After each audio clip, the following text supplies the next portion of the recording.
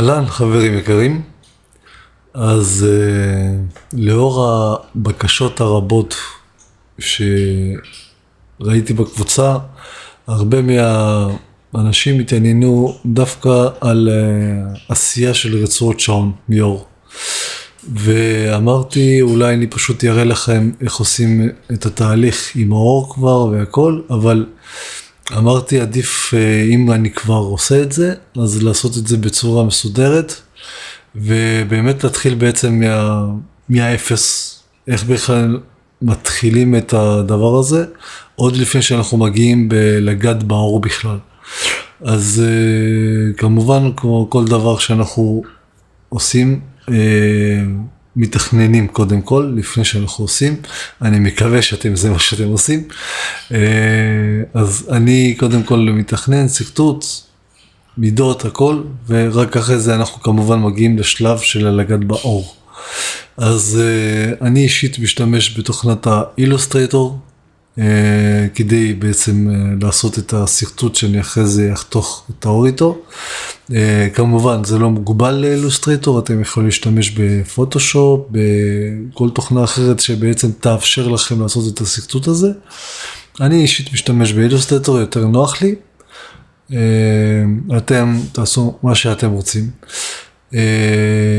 אז בלי לעכב את העניינים, בואו ניגש לעניין ונראה בעצם איך אנחנו מתחילים את התהליך הזה. טוב, אז לאחר שפתחנו את התוכנה בעצם על מנת לעשות לנו סרטוט של מה שאנחנו צריכים, כמו שאמרתי, זה לא חייב להיות אילוסטרייטור, זה יכול להיות פוטושופ או כל תוכנה אחרת. הכללים תקפים לגבי כל התוכנות. אתם רק צריכים בעצם לדעת איך לחשב את הגודל של הרצועה שאתם רוצים לעשות, ואיך לבנות את התבנית הזאת בעצם.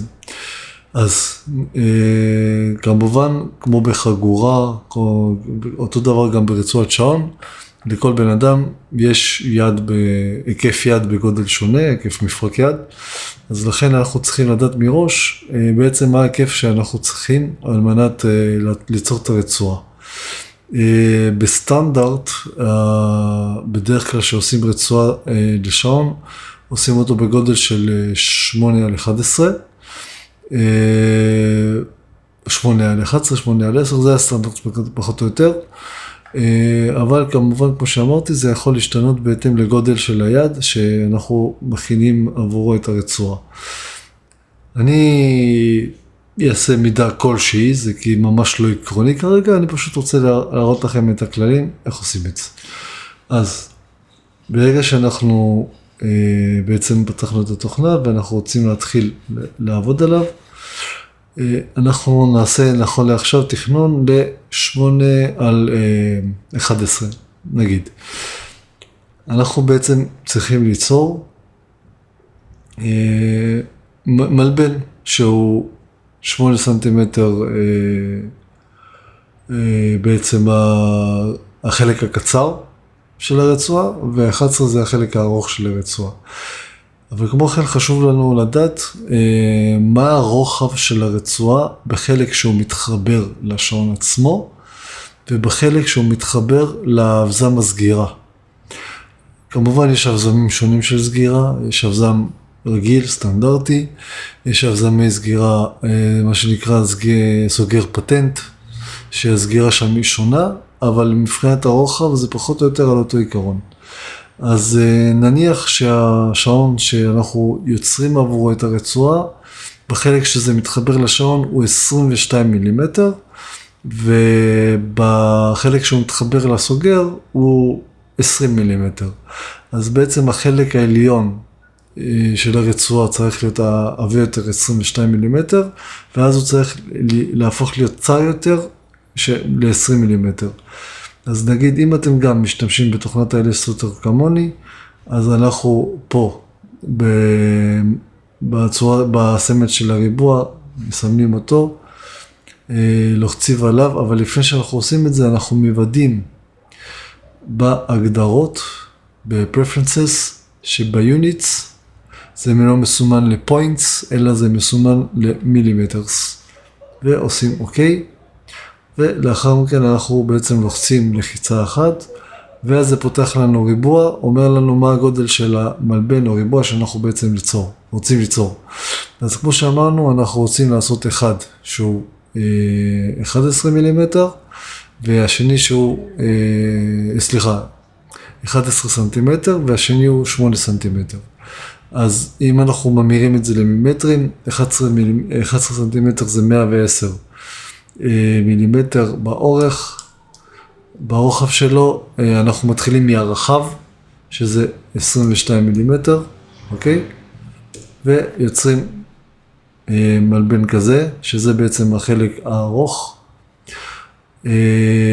ועושים לחיצה נוספת, במקום 110 אנחנו רוצים של 8 סנטימטר, אז זה 80 מילימטר גם, 22 רוחב, ושמים את זה לידו. עכשיו, כמו שאמרתי, אנחנו צריכים בעצם שזה יתחיל מ-22, אבל הוא יהפוך להיות 20 בסוף. איך אנחנו עושים את זה באילוסטרטור? אנחנו מהלחצן הזה, מהחץ הזה בעצם, אנחנו עוברים לחץ הזה, או לחיצה קצרה, כפתור A במקלדת, ואנחנו בעצם מסמנים אותו, את כולו, מתקרבים קצת, ואז אנחנו מסמנים את הריבוע, שאנחנו רוצים בעצם להזיז, על מנת להפוך אותו מ-22 ל-20 מילימטר. איך אנחנו עושים את זה? מסמנים את הריבוע, וזה אחרי זה כשאנחנו מתקרבים אליו, הוא מתקרב ספציפית למה שסימנו.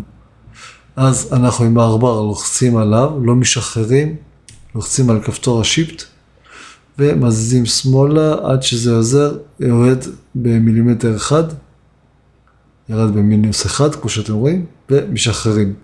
כרגע עכשיו, מ-22 זה הפך ל-20.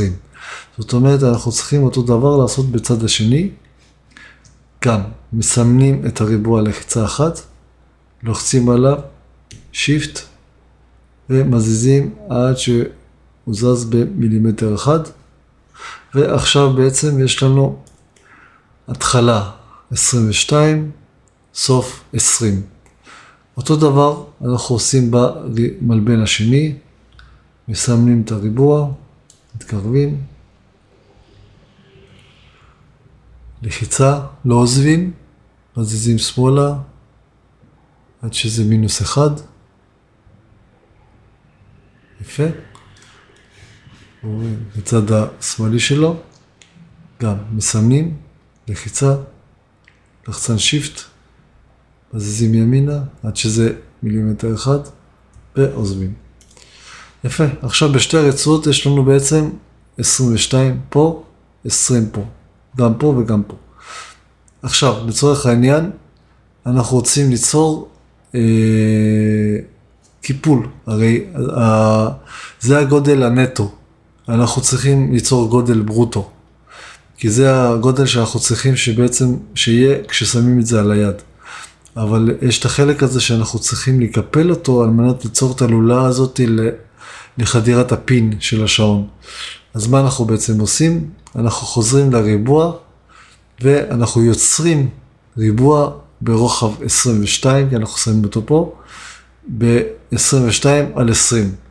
אנחנו צריכים בעצם שיש 2 סנטימטר אורך, וברוחב של הצד שאנחנו שמים. אז כרגע אנחנו שמים את זה על הצד העליון, אז זה רוחב 22, גובה, אורך שלו זה 20, ויוצרים את הריבוע הזה, ומה שאנחנו בעצם עושים עכשיו, לוחצים שוב על הלחצן הזה, קיצור A, ואנחנו מסמנים את הקו הזה, כי את הקו הזה אנחנו לא צריכים.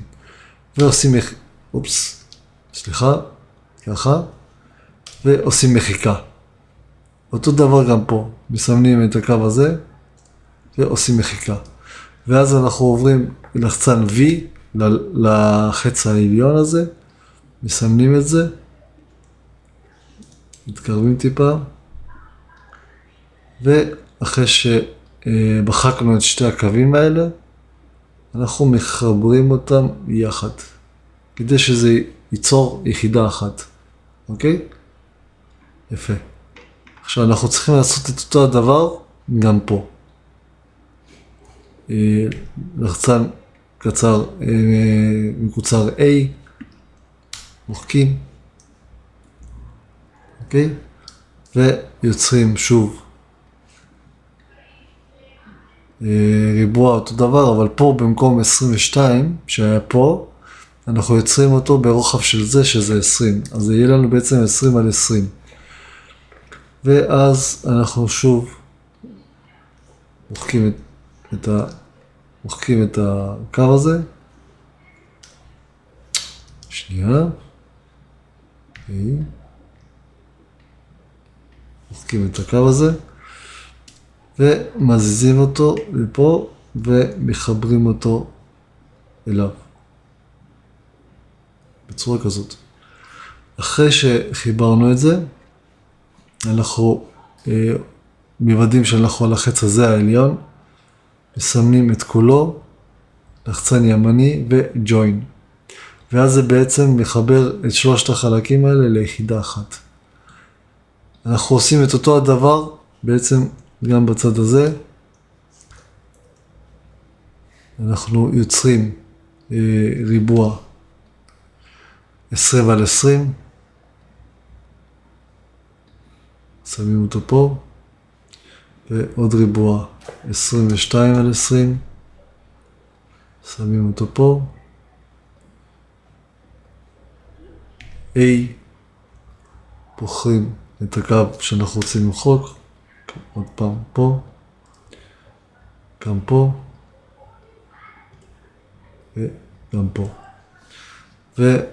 ואחרי זה מחברים בעצם את החלקים. בצורה כזאת. ובצורה כזאת. שוב, מסמנים. ג'וין. עכשיו יש לנו בעצם שתי חלקים. שהם יחידה אחת. אוקיי? ויש לנו גם את ה2 סנטימטר לקיפול מהצד הזה, 2 סנטימטר לקיפול מהצד הזה. אם אתם רוצים לעשות רצועה שהסוף שלו צריך להיות, להסתיים בצורה שפיצית, אני אראה לכם גם איך לעשות את זה בסרטון אחר. כרגע אנחנו עושים משהו קצת יותר קל, שזה עם סוגר, לצורך העניין סוגר פטנט, שהרצועה לא צריכה להסתיים בשפיץ, וזה לצורך העניין לשעונים שמשקיעים לרוב ברצועות בעבודת יד, רוב הסיכויים שיהיה לזה שעון סוגר פטנט. אז לכן אני מראה לכם את הדרך הזאת, כדי שזה יתאים בעצם לסוגר פטנט. בסוגרי פטנט אתם לא צריכים גם שיהיה חורים, לרוב המקרים. הוא פשוט מתחבר לסוגר, והסוגר הוא זה שולט באורך שלה, אם צריך להזיז אותו ימינה או שמאלה. אז זה כרגע הדרך שבחרתי להראות לכם בסרטון הספציפי הזה. אני אעשה עוד סרטון שיראה לכם איך לעשות גם שזה ייגמר בשפיץ, וגם איך לעשות חורים, שיהיה מרווח שווה בין חור לחור בצורה קלה. כל הדברים האלה אני אראה לכם בסרטונים נוספים. אז לצורך העניין, כרגע אנחנו יצרנו בעצם שתי חלקים של הרצועות, את החלק הקצר ואת החלק הארוך. אנחנו מדפיסים את זה, חותכים את זה, ויש לנו בעצם תבנית מוכנה לסימון האור והחיתוך שלו, שזה אנחנו נעשה בעצם בהמשך של הסרטון. אז תהיו מעודכנים לגבי ההמשך של הסרטון הזה.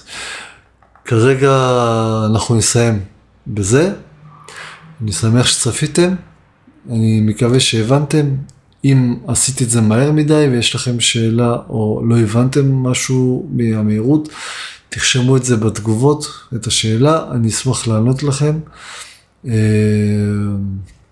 וזהו, התהליך פה לא כל כך קשה את האמת עד עכשיו. אז עדיין, אם לא הבנתם משהו, בכיף תשאלו. אז תודה שצפיתם בסרטון, נתראה בהמשך של הסרטון החלק הבא, ויאללה ביי בינתיים.